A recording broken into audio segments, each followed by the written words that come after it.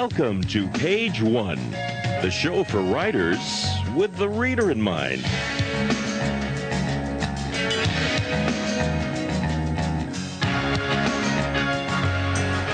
Here's your host, Zita Christian.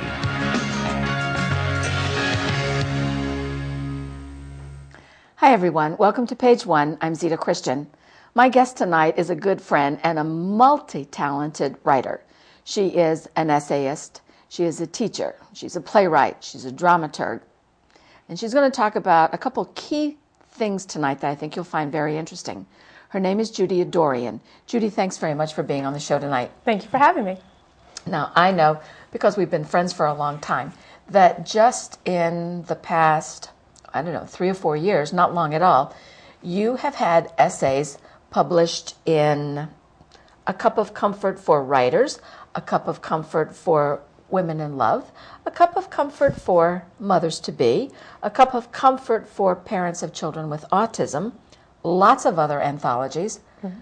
I also know, because you're my friend, that you are a writing teacher. You have clients, students all over the country, mm-hmm. and you're also doing a fascinating project connected with world religions for the Unitarian Universalist Church. Right. Fascinating tapestry here of things to talk about. So I thought we'll tackle two big ones tonight. So I want to talk first about this whole concept of world religions, and I know that you have been involved in writing course curriculum. Yes. So first, so that I don't get the title wrong, you tell me, what's the title of the program? The title is Teaching as a Spiritual Practice, and it encompasses the Westminster. I wrote it originally for Westminster Unitarian Church in East Greenwich, Rhode Island, which is the church that I belong to. And mm-hmm. our desire to have a curriculum for grades 1st through 6th, where in each year we could encompass 3 pillars: Unitarian Universalism, world religions and philosophies, and Judeo-Christian heritage. We also wanted to make sure that we also encompassed prolific men and women from around the world in varying religions and philosophies. Well, I think that's wonderful. I think it's an admirable goal, but my first question is why? Exactly. It started very simply as this is what we needed. We had many curricula, and the original idea was to pick and choose from all the curricula we had and form something. And I was given the task of world religions. And as I was picking and choosing, one of the things that I realized as a writer was we were going to need to have something that was going to be consistent for our youth. When they came to class, the beginning would need to be consistent. They'd have the middle part where they would learn something new and do something, and then the ending would need to be consistent. So no matter what the topic or who was teaching the class, the youth would have the consistency. So I formulated what we should do in the beginning and end based on 1st and 2nd grade, what would make them feel comfortable, 3rd and 4th, that's sort of the next step up, and 5th and 6th.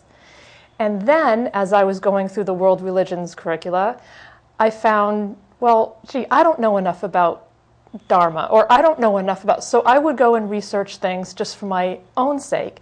And then it hit me, if I have to do this, obviously the teachers have to do this too. So mm-hmm. why don't I just do that for them and make it a little easier? So then it just became, you know what, it would just be easier if I were to write this than to pick and choose. I'm a little bit of a control freak. so that, and of course, Westminster said, sure. Absolutely. Go ahead and do it.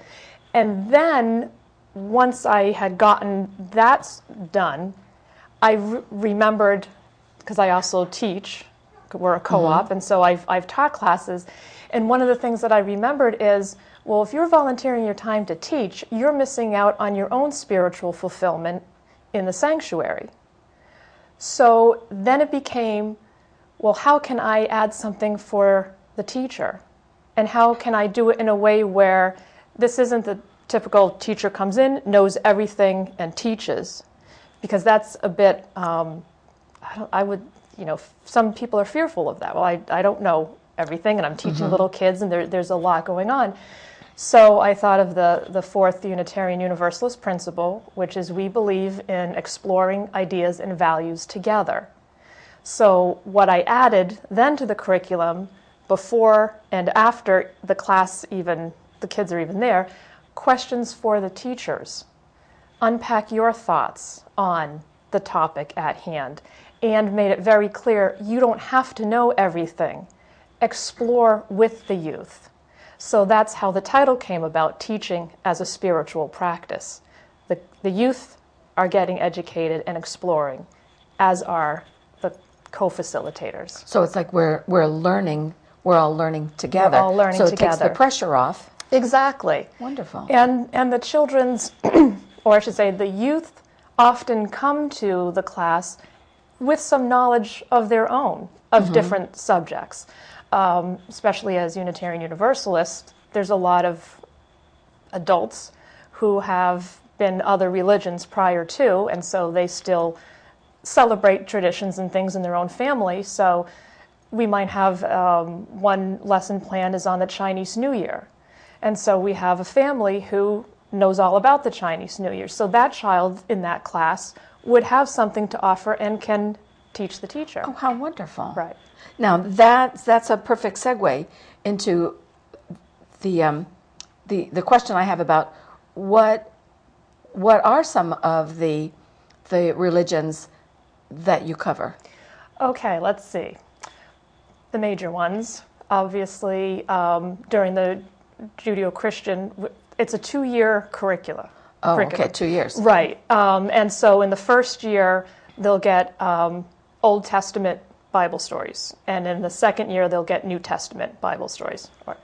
And then in the first year, they'll get Unitarian Universalist principles with people who are not Unitarian Universalist who live those principles.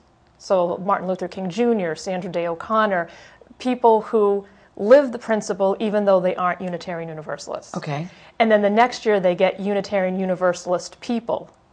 So for first and second graders, it's mainly people in literature. Third and fourth, it's scientists. They get to do all sorts of science experiments. And fifth and sixth, it's architects and artists. And oh, how cool. They get to watch an episode of Twilight Zone, because Rod Serling was a Unitarian Universalist. And so they get to watch, I mean, how cool is that? You go to church and you watch the Twilight Zone. And then they also get, so world religions, and then around the world, which would be other cultures and philosophies. So to go back to your original question, world religions, Buddhism, Hinduism, Taoism, Baha'i, Native American traditions, pagan traditions. I'm trying to think. We really try to cover You've got a lot covered. We do. And what we also wanted to focus on was if Big Brother in 5th grade was learning about Buddhism, Little Sister in 1st grade was learning about Buddhism. So each are age appropriate. But in the car ride home, the guardian or mom and dad or grandma, aunt, uncle says, "What did you learn today?" And maybe the 1st grader says about a guy named Buddha, and hey, we did too. And so that the family, the car chat on the way home. It doesn't always work out, but that's what we tried. That was the focus. That's brilliant. That's absolutely brilliant. So then the grade level of students goes anywhere from first, second, third, fourth, fifth, and sixth. Right. And with Unitarian Universalism in our church, the pre-K and kindergartners are together.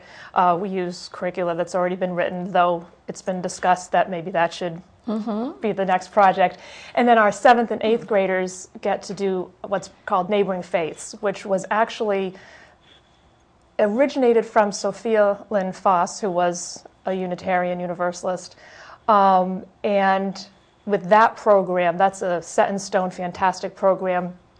One Sunday, they learn about a religion. They learn about etiquette for going to a service or going to that house of worship. The next Sunday, they will go to that house of worship, or Friday night or Saturday, or they'll have a guest speaker come in. And then the third Sunday, they'll talk about their experience and compare it to what they've been brought up as Unitarians. That's wonderful. It really is, and I'm so excited because my oldest son is finally in the 7th grade. And so this is the nice. year that we get to do that, and next Sunday I'm actually going to the Zen Buddhist Center in Providence, Rhode Island, because that's their field trip. My God. Now, do the students pick? Do they select what they want to study? That's the other great thing, because getting 7th and 8th graders to go to church is very difficult. But they go and they decide what religions they want to learn. And then the facilitators who oversee it find people from the congregation who are knowledgeable or maybe were brought up with that or want to learn about it themselves. And then that's how they run that program. That is absolutely brilliant. So in terms of, I'm thinking about your role as the writer. Right. What is it? Well over 100. It was 126 lesson plans and then 3 welcoming, because you always need that first. Gosh. And when it all got done, I thought, what? Yeah. If someone had said ahead of time, you're going to write 129 lesson plans, I would have said, no, don't have the time. I just took it one lesson plan at a time, one Sunday at a time, because literally in the writing of it, I was 2 weeks behind what they were. Oh, boy. So the deadline was the motivation. I mean, it's like any other job. You don't get to call in sick because you know these people need their lesson plan. Yeah, they're waiting for that. Exactly. And I had some boy. very wonderful Pressure, teachers pressure, who were willing to bear with me. Well, what do you think the students get from the experience? They get age-appropriate information, and the goal is, whether we have a youth for just 1 year, they get a little bit of everything. If we have a youth who, say, starts in 1st grade and goes all the way to 6th grade, that means she'll get Buddhism in 1st grade at a 1st grade level. Then we can build upon that in 3rd grade. Then we build upon that in 5th grade. So by the time she gets to neighboring faiths, she's got a good sense of what Buddhism is, and then actually gets to go and experience a worship or. Well, what do you think is the value, though, for a student to have that information, and I would think for an adult as well? What do you think why is that important? World understanding, compassion, the commonalities. We're more alike than we are different. Also, when we do these things with, like, the Unitarian Universalism, that men and women, people of all religions, all colors, all faiths, have common goals. They all want peace. They all want their family. And it's that Unitarianism, the universalism, that we're all one. Yeah, we have the same vision of how we would like it to be. It's just getting there. Right. Sometimes there's some challenges. And also, I mean, in this day and age, one of the religions is Sikhism or Sikhism, depending on how you pronounce it. And to have our kids, say, be in an airport and see someone and know, oh, the turban they have on and the symbol that's on there, that they're not to be afraid of someone who looks different, or see someone meditating in a corner because they're Buddhist. Not to be afraid of that, but to know it and understand it. And then also to choose what's right for them is very important as well. A lot of paths. Exactly. A lot of paths to choose. I think that's a very rich idea for the students, but I also think it's a program that will make the world better. I thank you for being part of that and saying yes those right. couple years ago when you did. Now, I understand, too, that there's field testing that's required because this project of yours may be going far afield. Exactly. What's involved? Well, originally we tried it out in our own church, and the teachers were great. They filled out feedback sheets at the end of each class and said, I like this, didn't like this. Did you know there was a book that we could use that might be better? And so I revised, and then this past year it was past couple of years has been at our church and our sister church in South County, Rhode Island, and again, getting that feedback. And I view this curriculum as a living, breathing, growing, evolving piece. It doesn't get written and then it's done. It's going to continually grow. I just recently found an article about Frank Lloyd Wright and someone who owns a house by Frank Lloyd Wright, and what it's like to have people stop at their house and knock on the door and say, "Can we come in?" Just because we know this is Frank Lloyd Wright was a UU, and one of the lesson plans for the kids is on Frank Lloyd Wright. So take that article, add it in, so that kids realize that these aren't just people who were. These are people who still are important. Yes. And that's the other exciting part. So similar to playwriting, where you have to put it out there, and then your ego you have to put aside your ego. And you take what comes back and you filter it and say, okay, I see this point, or looks like they were just having a bad day. Can somebody watching the show get any information about this program, the curriculum? Absolutely. They can contact Westminster Unitarian Church in East Greenwich, Rhode Island. I think or they can contact me. I was going to say, if I have people contact you through your website, absolutely, then perhaps you would kindly refer them, and because I think this is fascinating. But you've created for me the perfect segue, because you mentioned that it's like playwriting, and I did want to spend a good chunk of time talking about your role as a writer and as a teacher and as a dramaturg, because that's how I met you. Now, I've known you and your mom, Glenda Baker, for, since 1996. We met through the International Women's Writing Guild. Right.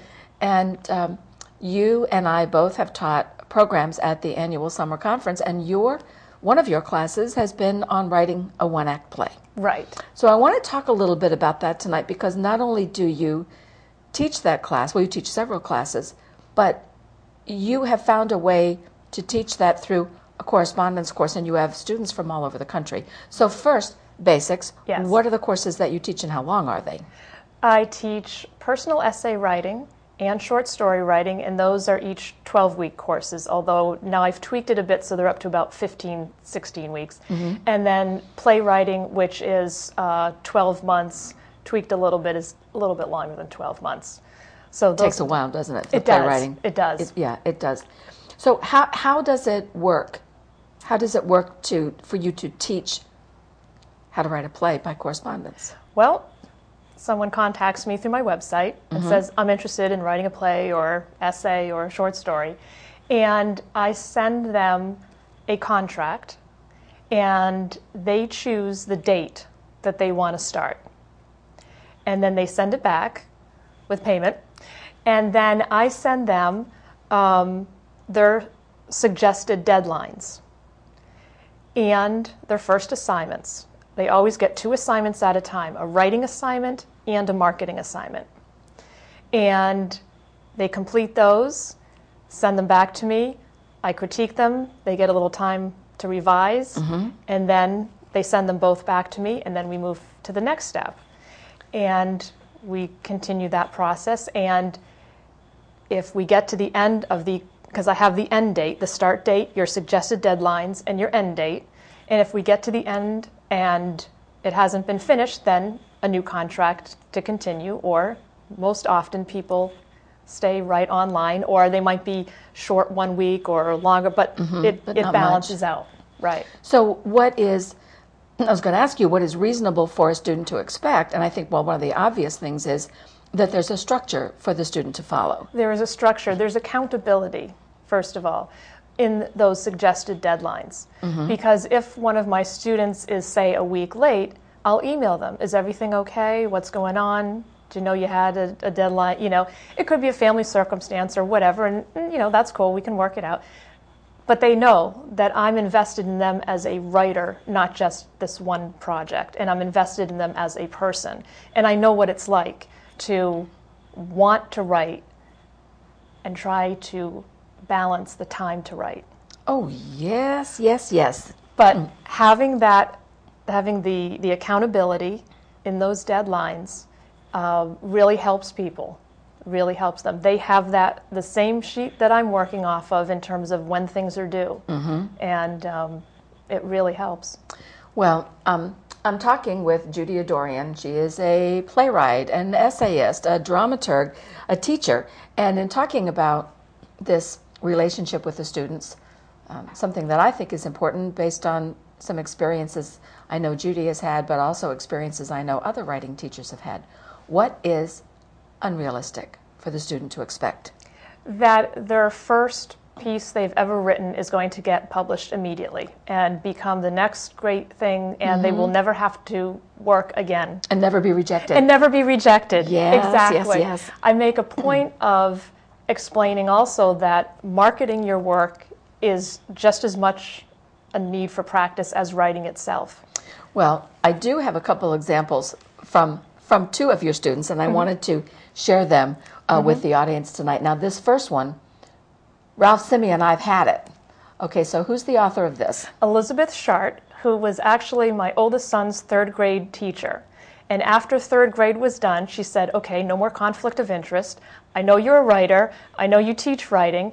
And there was a personal essay that she wanted to write, so she took my personal essay correspondence course, and she did get that essay published. Now, she's a third grade teacher, so she had the grammar stuff down. It was just a matter of organizing thoughts. She got that published, and then she said, I've had this idea for a third grade chapter book for a while. Here's the manuscript. Can you take a look at it? Tell me what you think. And I gave her some suggestions. We worked on some organization of it, and now she has it available for purchase. Someone who has a completed play, they can still come to you and engage with you for, well, I would think critiquing, feedback for one thing, but also this idea of turning one thing into something else. Exactly. And I offer critiquing of structure, content, dialogue, the whole 9 yards that way. I offer critiquing of just punctuation, usage, grammar, that spelling, that kind of stuff, or a combination of both. So really, whatever the client is looking for, my answer is yes. Well, speaking of the clients, and that's a very smart business answer. Yes. Speaking of the clients, what kind of feedback do you get from them? During the course, after the course, do you have repeat clients, like they come back on, want to work on another subject? Yes, I do get repeat clients. I honestly can say that I have gotten very good feedback because they know that they're not just one of a stack, that because it's the course or whatever we're working on is specific toward their needs. I'm very focused on them as a person, and so it's that personal connection that I have with my clients that brings them back, that gives such a positive response to what we do together. Well, let me just ask, for the sake of the people in the audience who are interested in writing an essay, a short story, perhaps a play, do you have some advice, even for the person who's not quite ready yet to take the next step of actually working with an instructor? But is there some early on advice you could give? One of the best pieces of advice is work on your writing. Write anything. Make a commitment to write 10 minutes every day. It can go longer. When you make the commitment, and I found this in my own writing, when you make the commitment to show up, even for 10 minutes a day, then maybe while you're washing dishes, it's in the forefront of your mind. You think, oh, you know what? So-and-so could be related, or, hey, I could add in such and such. If you show up every day, even for 10 minutes, you're sitting there waiting for your kid to come home, you got just 10 minutes, you're on your coffee break, you have just 10 minutes, you could do 5 minutes and 5 minutes. 10 minutes a day keeps your thoughts and your intention in the forefront of your mind. So that writing muscle is always warmed up. Exactly. So Judy, what constitutes a good student? A good student is one who is motivated, who is excited about their topic. And I really think excited about their topic is really the main thing. If they have a passion for what they're working on, it's so much easier.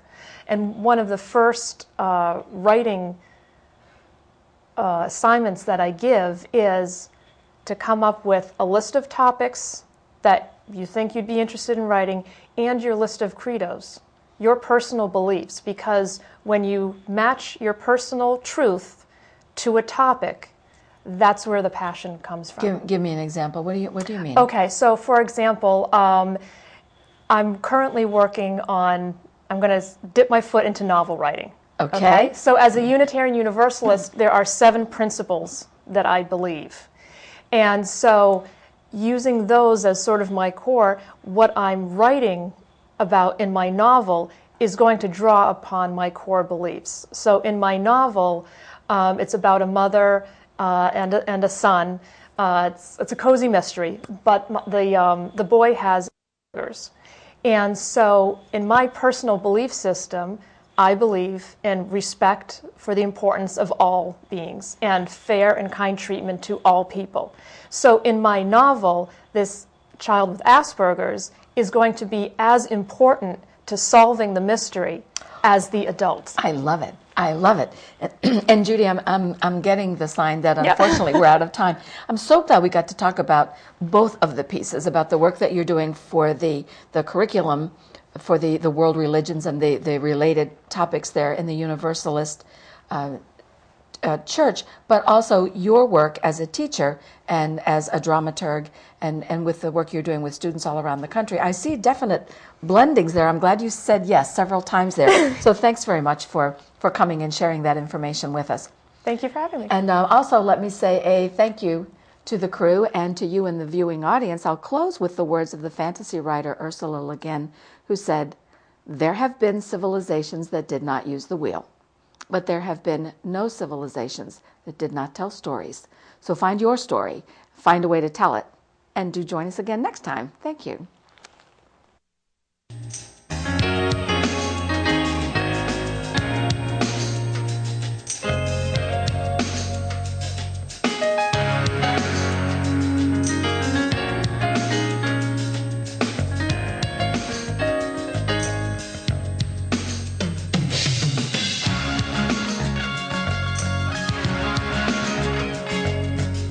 Food for the crew and guests was provided by Manchester Grill of Manchester, Connecticut, and Angelo's Restaurant of Glastonbury, Connecticut.